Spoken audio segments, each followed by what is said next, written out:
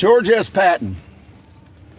I saw a movie when I was about 8 or 9 years old about him, and a scene has always stuck with me through all these decades.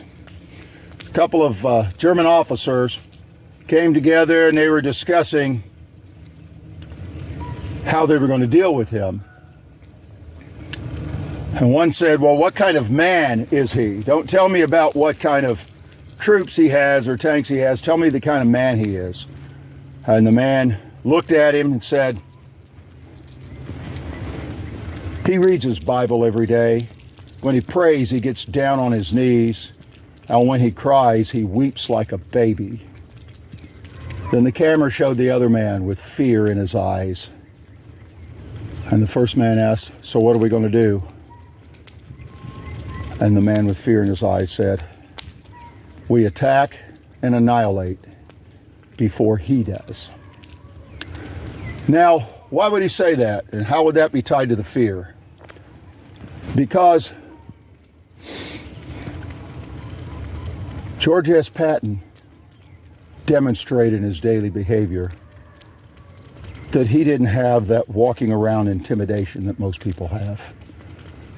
He didn't wrap himself in barriers of self-protection to engage the world around him. He knew who he was, and he went out into the world to make his changes. And that threatens weaker men. It threatens society.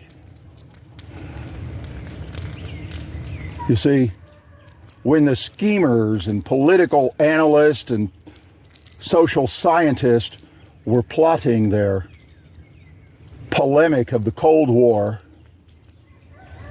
they knew they couldn't have him around. He wouldn't stand for it. These kind of high school girl charades that come out of Washington and London, no. No, a man like that couldn't be allowed to be on the planet if they were going to carry out their scheme. That's why they assassinated him. Not because he had the best ideas, not because he had an understanding of what was going on or what needed to happen, but because of what he was made of. You see, in the end, it's character that makes all the difference.